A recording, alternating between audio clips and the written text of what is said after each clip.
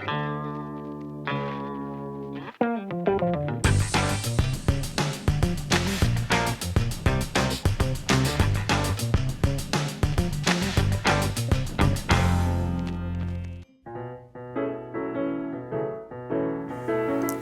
1977 году группа Aerosmith выпускает свой пятый студийный альбом, который назывался Draw the Line.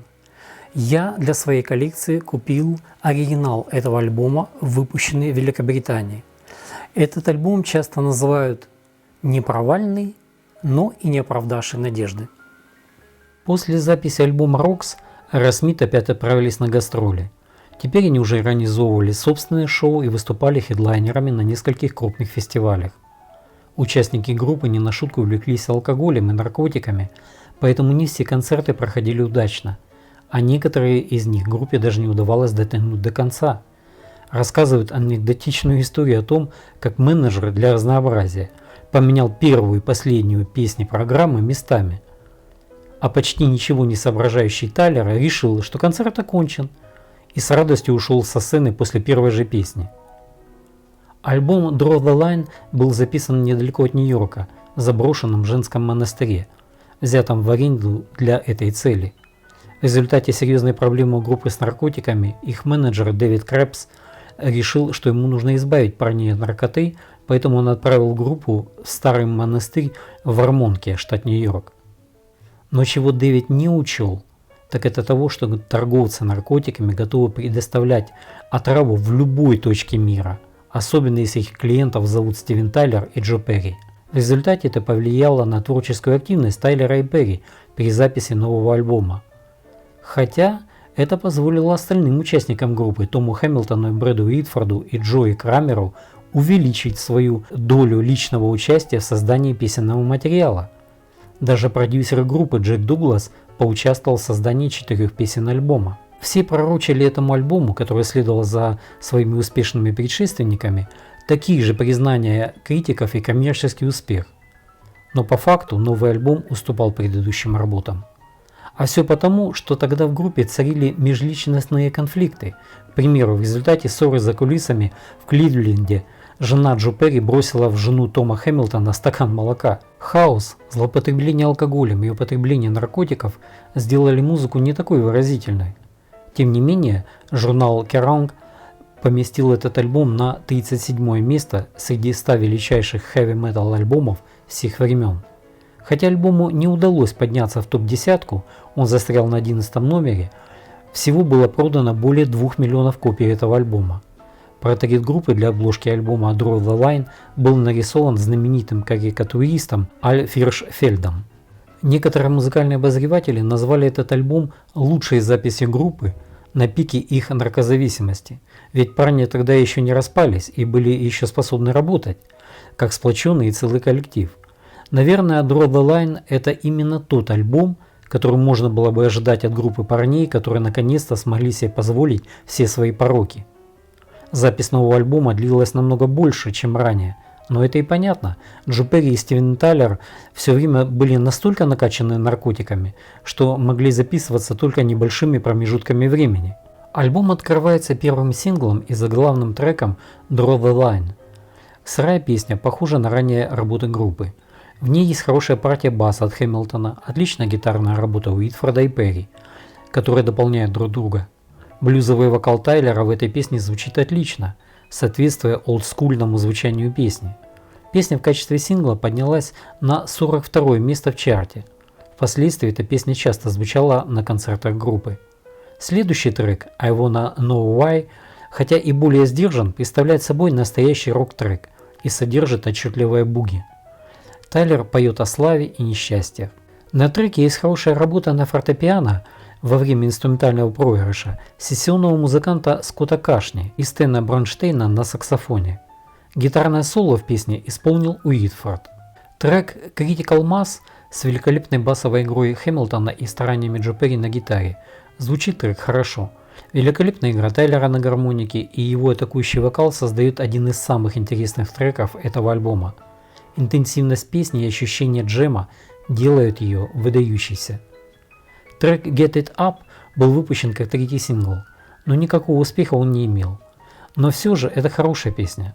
Хорошая партия слайд-гитары от Перри, привлекательная партия ударных Крамера, приятный бит, более попсовый припев, и есть отличный бэк-вокал Карен Лоуренс. И, как всегда, неутомимая работа Тайлера на вокале. Закрывает первую сторону альбома трек Bright Light Fright. Здесь на вокале сам автор песни Джо Перри. Другие участники группы были не в восторге от этого трека. Перри говорил, что эта песня была вдохновлена группой Sex Pistols. Возможно, это так и есть. В песне есть жесткий, грубый настрой. Перри произносит свой текст в быстром темпе. Здесь снова Стэн играет на саксофоне. В общем, неплохой, необычный трек, который выделяется на этом альбоме. Вторая сторона альбома начинается с одной из лучших песен группы под названием Kings and Queens. Песню можно назвать эпической и грандиозной. Отличная работа бас-гитары, и на этом треке играет на мандолине продюсер группы Джек Дуглас, плюс банджо Пола Престопина. Тайлер не только выполнил отличную вокальную партию, но и сыграл на фортепиано. Своей лирикой песня похожа на работы Led Zeppelin или даже на ранний Genesis, когда они погружаются в колдовство, рыцарей, мечи и прочее. Следующий трек The Hand That Feeds, рука, которая кормит, начинается с криков Тайлера, которые звучат не совсем уместно после предыдущего трека Kings and Queens. Далее в песне прекрасная басовая партия плюс хорошее соло Уитфорда. Следующим идет трек Sight for Sore Eyes. Соавтором этого трека является Дэвид Йоханссон из группы New York Dolls. Плюс в авторах и продюсер Джек Дуглас, ну и конечно же традиционная пара Тейлор и Перри. На написание текста к песне у Тайлера ушли месяцы, но несмотря на такой набор авторов, песня особым откровением не стала. Последний трек альбома — это кавер на старую блюзовую мелодию 30-х годов Milk Cow Blues Кокома Арнольда. В песне отличный джемсейшн. Альбом Draw the Line в ретроспективе безусловно оценивается лучше, нежели сразу же после его выпуска. После записи альбома Draw the Line группа Aerosmith отправилась в концертное турне. И в результате этого концертного турне появился альбом под интересным названием Live Bootleg. Этот альбом вышел в 1978 году. Я купил экземпляр этого альбома, оригинал, выпущенный в США. Он у меня в коллекции до сих пор стоит запечатанный, вот уже сколько лет.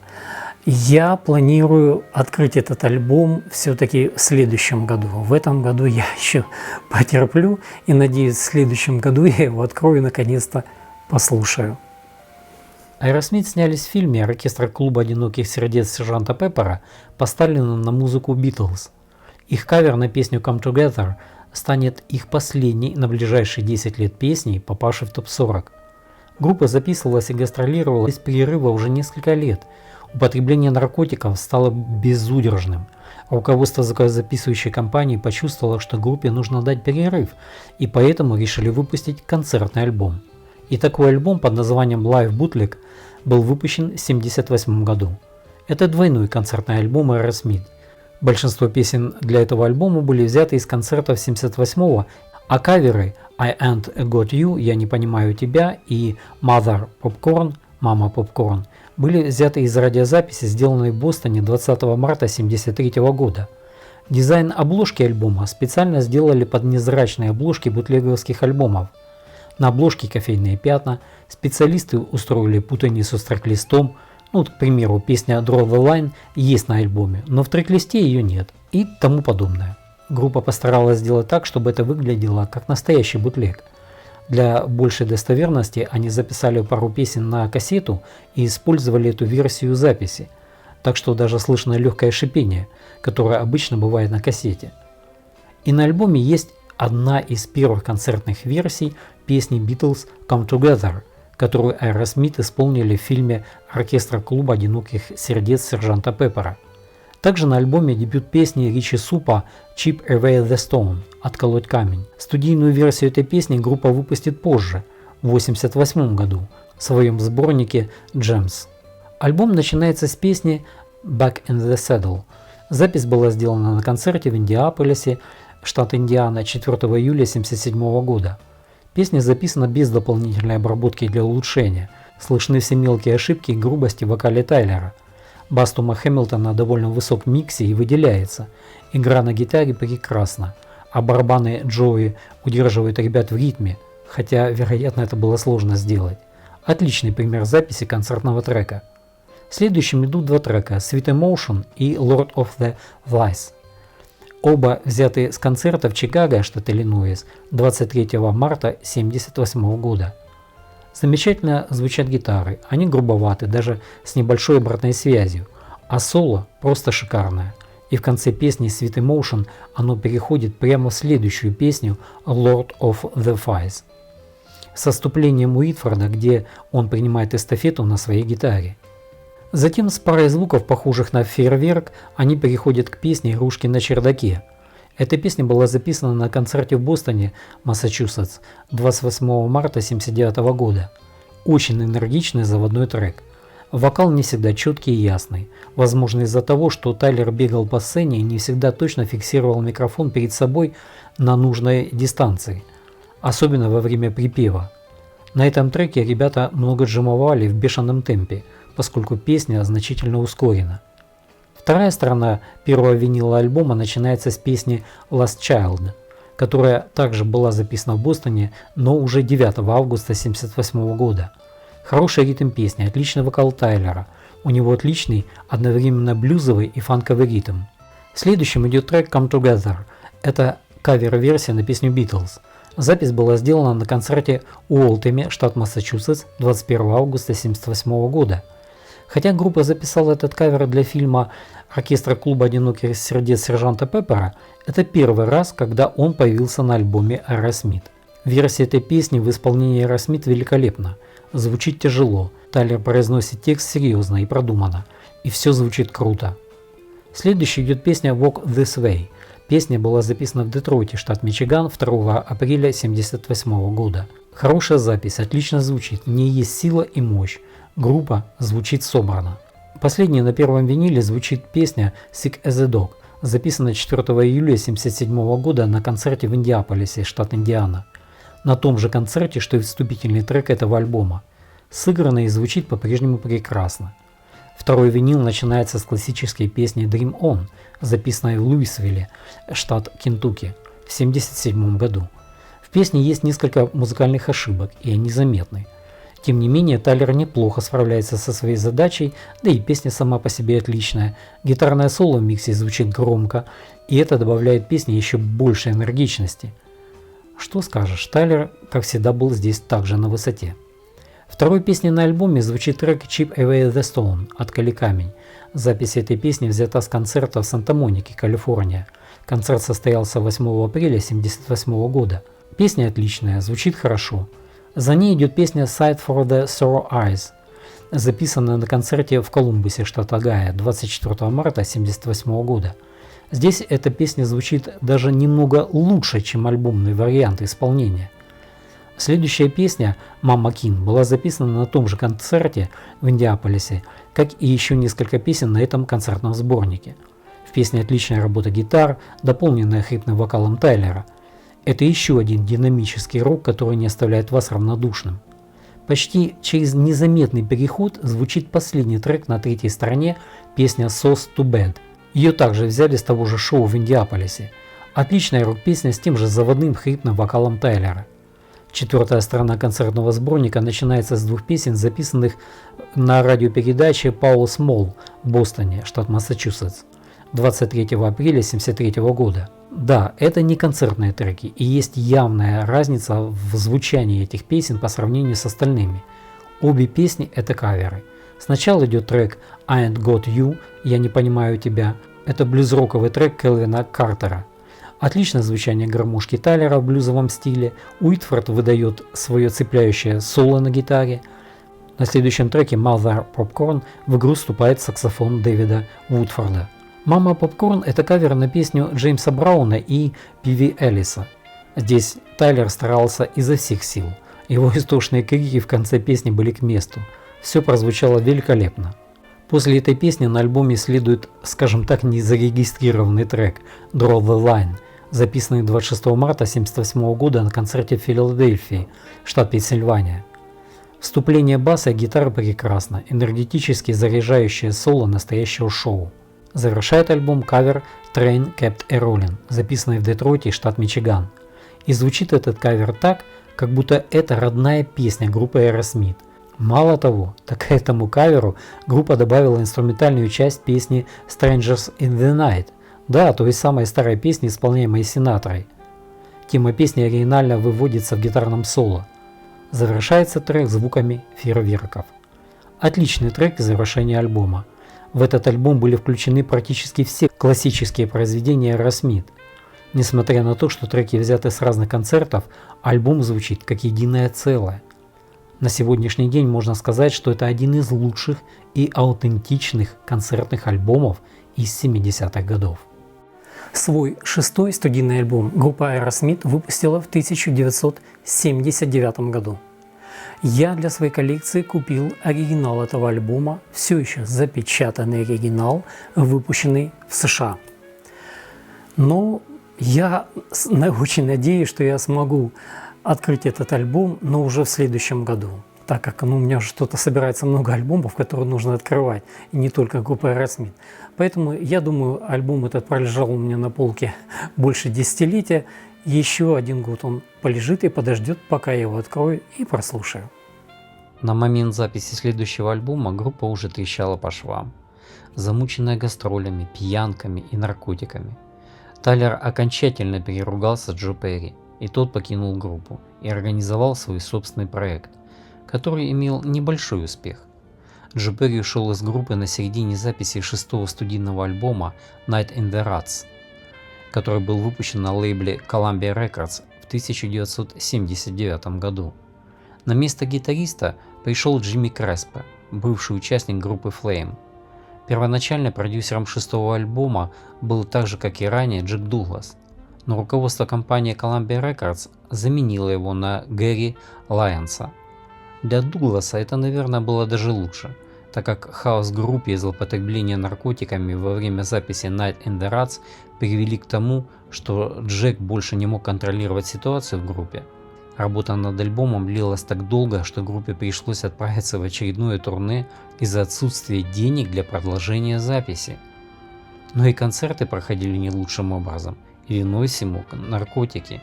Название альбома Night in the Ruts – это игра слов, намеренное изменение фразы Right in the Nuts, прямо по яйцам, которая, кстати, и вошла в название последующего концертного турне группы. И мы видим эту фразу, написанную на камне на фото группы на задней стороне обложки альбома. Хотя в начале продаж альбом продавался неплохо и некоторые критики отзывались об альбоме позитивно, альбом быстро выпал из чартов. Альбом занял 14 место в чарте Billboard и едва стал золотым. Но все-таки через 15 лет альбом таки достиг платинового статуса. Сингл, выпущенный с альбома, это песня Remember Walking in the Sand. Она смогла подняться лишь на 67 место. Критики ругали оформление альбома, указывая, что изображение шахтеров на обложке – это не лучшая идея для такой популярной группы. Такие фото на обложке были идеей Стивена Тайлера. Кстати, хотя на момент выхода альбома Джо Перри покинул группу, на фото группа в полном составе, включая Джо Перри. И это справедливо, так как он принял участие в написании большей половины песен альбома и сыграл на большинстве песен, плюс выполнял роль и бэк-вокалиста. Кроме Перри, на паре синглов сыграл приглашенный гитарист Ричард Супа. На треке Three Mile Smile роль соло-гитариста взял на себя Джимми Креспо, и еще на одном треке сыграл на гитаре Нил Томпсон. На песне No Surprise и Chiquita были сняты музыкальные видео, и в них уже снимался новый гитарист Джимми Креспо, который заменил Джо Перри. Но эти клипы не стали популярными, а вот песня No Surprise стала любимой песней Стивена Тайлера. Открывает альбом отличный трек No Surprise, рассказывающий историю группы с 71 по 78 год. Но в песне не упоминается ничего об уходе Джо Перри, хотя текст песни был написан после того, как Перри покинул группу. Песня представляет собой смесь блюза и старого рок-н-ролла с атмосферой Чака Берри на гитаре. В песне есть интересные слова: «Сделай прививку своей заднице иглой от граммофона». Ну действительно, чем же еще делать прививки, как не иглой для граммофона? Следующим треком идет песня «Чикита». Это твердый рокер с дополнением духовых инструментов, на которой сыграло 4 приглашенных музыкантов. Далее идет первая из 3 кавер-версий на этом альбоме. Это кавер на песню группы Shangri-Las, песня Remember Walking in the Sand, первоначально исполненная еще в 60-х годах. Именно эта песня была выпущена в качестве единственного сингла с альбома. Кавер был сделан отлично, с уважением к оригиналу и волнующим проникновенным вокалом Тайлера. Звучание песни в стиле шаффл. Звучит отлично, добавлен женский бэк-вокал, добавляющий песне атмосферности. Нетипичная песня для Aerosmith, но исполнена прекрасно. Последней песней на первой стороне пластинки является песня Cheesecake с замечательной игрой Перри на слайд-гитаре. Хороша ритм-секция Тома Хэмилтона и Джои Крамера. Текст песни немного грубоват, что типично, собственно говоря, для Стивена Тайлера. Вторая сторона альбома открывается песней Three Mile Smile, трехмильная улыбка, с классическим звучанием Aerosmith. Снова запоминающиеся рифы, хотя этой песне особо похвастаться и нечем. Соло-работа на гитаре от Джимми Креспа не оригинальна. Как всегда, хороша работа Джои на барабанах. Текст песни посвящен угрозе ядерных бомб, прочим реальностям окружающего мира. Далее следует песня Reefer Head Woman, женщина-рефрижератор. Второй кавер на этом альбоме. Кавер на песню американского блюзового музыканта Уильяма Маккинли Гиллума.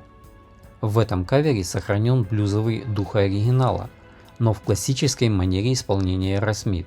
Шикарная игра Тайлера на губной гармошке и жесткое соло на гитаре от Джо Перри. Следующая песня Bone to Bone Coney Island White Wish Boy — это традиционная рок-песня с прекрасной гитарной партией Джо Перри. Ритмично, захватывающе, заводящий трек с серьезным текстом песни от Тайлера. Далее идет третий и последний кавер на альбоме, это кавер на песню группы Yardbirds Think About It. Здесь звучит нетипичная для Aerosmith соло на гитаре. Отличная песня. Последний трек альбома — это фортепианная баллада «Mia». Песня названа именем дочери Стивена Тайлера. Это колыбельная, которую Тайлер написал для своей дочери для исполнения на фортепиано. Хотя вот если судить по тексту этой песни, то скорее всего она имеет отношение к группе Aerosmith, а не к колыбельной. Мое личное впечатление об этом альбоме более чем положительное. К такому альбому хочется возвращаться. Альбом звучит оригинально, он запоминается. По прошествии десятилетий этот альбом только увеличил свою красоту.